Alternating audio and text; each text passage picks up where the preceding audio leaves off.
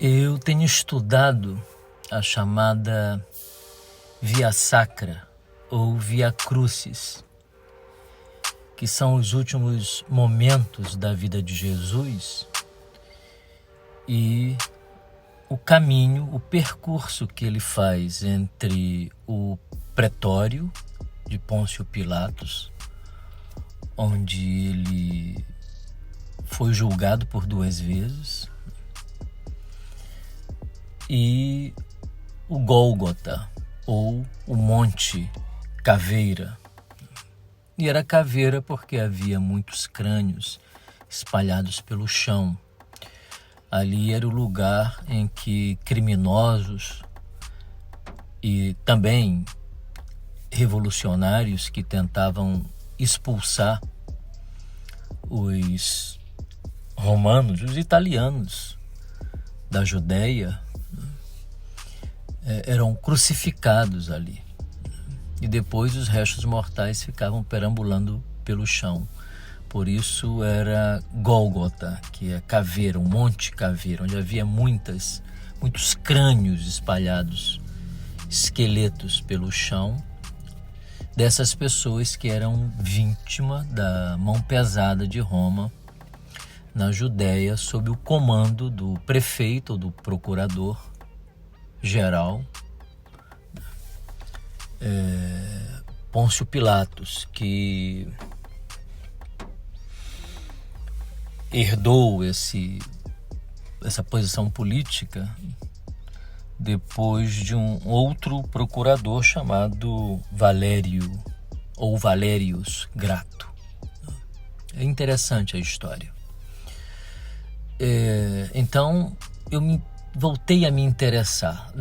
Para ser sincero, eu nunca me interessei enquanto objeto de estudo. Quando eu era criança, eu frequentava a igreja, frequento até hoje, mas eu frequentava muito. Eu era sacristão, inclusive. E meu padrinho era um padre holandês e eu ajudava a missa. Era assim que se falava naquela ocasião. E eu me sentia muito orgulhoso de estar naquele lugar.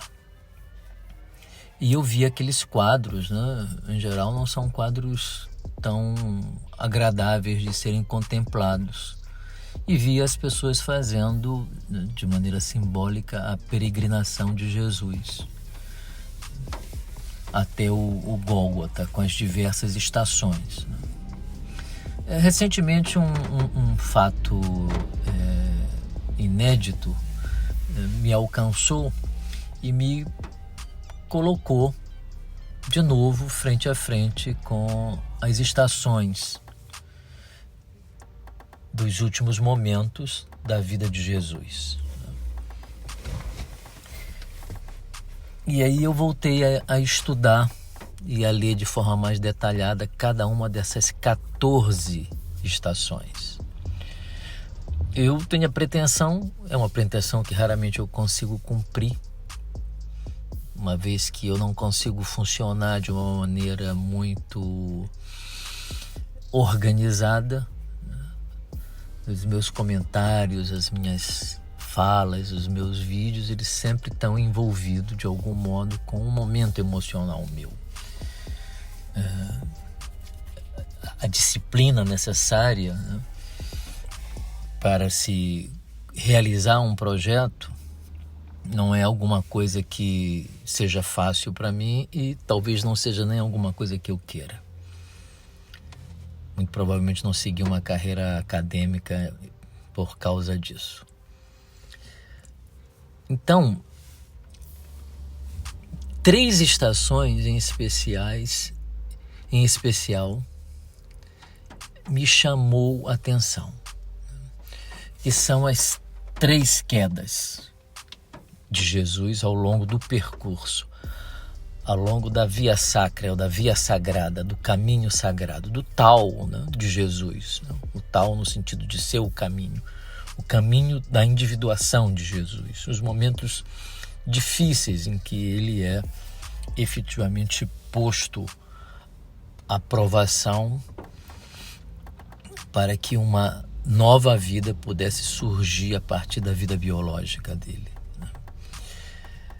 E Que 3 estações são essas, né? Essas são estações curiosas, que são as quedas sucessivas que ele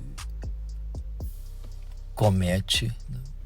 Pelo cansaço, pela tortura, né? Foi muito torturado, muito espancado, né? E continuou sendo espancado, né?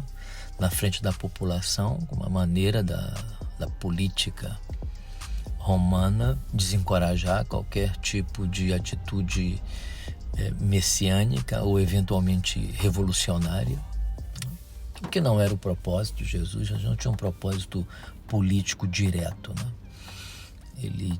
A política se transformaria se cada uma daquelas pessoas fossem capazes de ouvir a mensagem dele, né? E essa continua sendo a função da Igreja Católica, né? De fazer com que cada um de nós desperte para o sentido e o significado de nossa vida. Como nós mesmos fazemos a nossa vida ficar tão ruim, com a opressão aos nossos semelhantes, né? Com a injustiça social, com o ódio que nós sentimos da própria Mãe Terra, né? Um ódio que é um material farto para kleinianos e para junguianos também, né? Enquanto inveja e enquanto arquétipo, né? Então, a mensagem de Jesus, ela imobiliza essas pulsões de destruição, né? Porque nós estamos num franco processo de autodestruição. Não percebemos que os gafanhotos, por exemplo, ou as baratas, né, elas de algum modo vão sobreviver à catástrofe, como muitos animais sobreviveram a várias extinções, vírus inclusive, né? Bactérias, né? Mas o próprio homem pode exterminar a espécie dele, né? Então nós somos aqueles que construímos a destruição e somos vítimas da nossa própria destruição, né? Esse é o caráter irracional, né?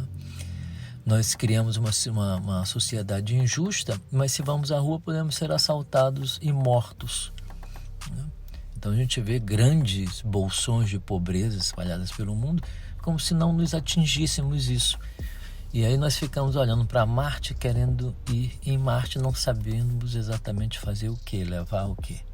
O que nós somos, né? Porque não é um novo planeta que vai nos salvar, né? Pelo contrário, vamos para Marte, vamos levar o pior que temos de nós, vai virar uma espécie de terra Marte, né? Vamos encontrar os polos que nós quais a gente vive essa coisa horrível, né? De um atacar o outro, como não se vivesse na mesma casa comum que é a Terra, né? A mensagem de Jesus tenta desmobilizar essas estruturas altamente destrutivas, né? Mas mostra, através das 3 quedas, a nossa fraqueza, né? De como nós somos realmente vulneráveis e como o cansaço, a dor, o sofrimento pode nos derrubar. Porque isso é o demasiadamente humano, como dizia Nietzsche, né? É interessante para os cabalísticos, para a literatura hermética, que as 3 quedas aconteçam em estações ímpares, né? A estação 3, né? É a primeira queda de Jesus, né? A estação 7 é a segunda queda de Jesus, né? E a estação 9. E que o intervalo entre uma estação e outra seja curiosamente par. Então, entre a estação 3 e a 7 nós temos o número 4. E entre a estação 7 e 9 nós temos o número 2, né? Então fica aí a sugestão para os cabalísticos pensar. O Francisco Calcada tem um excelente conhecimento, né, de literatura hermética, poderia contribuir, né, nos dizendo alguma coisa sobre esses números. A numerologia era importante para o judaísmo, né? Mesmo que houvesse uma relação de reserva com os adivinhos, né, os astrólogos, a gente sabe que isso não era sentido como uma expressão da vontade de Javé. E aí então eu vou começar a comentar essas 3 quedas. É um pequeno preâmbulo para nós falarmos sobre a humanidade de Jesus, né? E como ele é a nossa cara, né? Quando cai. E não cai uma vez, cai 3. E 3 é um número, de qualquer forma, interessante, né? É verdade que é um número da Trindade, né? Mas Jung via o 3 como um número instável e não estável, né? Então é um número que sugere movimento, sugere relações de infinito que nunca terminam, né? E de fato, né, as nossas quedas, elas nunca terminam. A vida inteira a gente vai derrapando, como eu chamo, né? A gente vai se apoiando, né? E graças a Deus tem sempre um centurião romano, grosseiro, boçal, que chicoteia, né? O próprio Jesus, no caso, né? Espanca, né? Mas ao mesmo tempo é capaz de olhar para aquele homem e dizer assim: esse cara não consegue mais carregar a cruz dele, né? Ele está com problemas, né? Ele não suporta, ele é um Deus que não consegue carregar todos os seus problemas, né? Então, deixa eu chamar alguém aqui para ajudá-lo. Que é quando então ele identifica na multidão um homem chamado Simão, que nasceu na cidade de Cirene. Portanto, Cirene não é um sobrenome, é uma localidade. E um homem robusto, né, que teve essa felicidade, né, de carregar a cruz de Deus, né? Isso é difícil de ser meditado. Isso não é simples de ser meditado, né? Nós, com toda a nossa imperfeição, né, ser escolhido para carregar a cruz de Deus, levá-lo até o lugar onde ele será finalmente sacrificado para revelar a sua identidade e vivendo cada minuto de sua vida, né, exatamente igual como qualquer pessoa torturada viveria, com dor, com sofrimento, né? Meditar sobre isso, eu acho que a consciência coletiva cristã ainda não alcançou esse mistério, né? Então a via sacra, ela é muito importante porque ela desafia certas convicções que nos acomodaram, né? A fé acomodada, né? A fé que me descansa, né? Ora, a fé não pode me descansar, né? A fé me cansa, né? É isso que a fé faz comigo, ela me cansa, ela me desafia, ela me pergunta todo o tempo e me mostra que todas as conclusões que eu chego, daqui a pouco se tornam efêmeras, fugidias, né?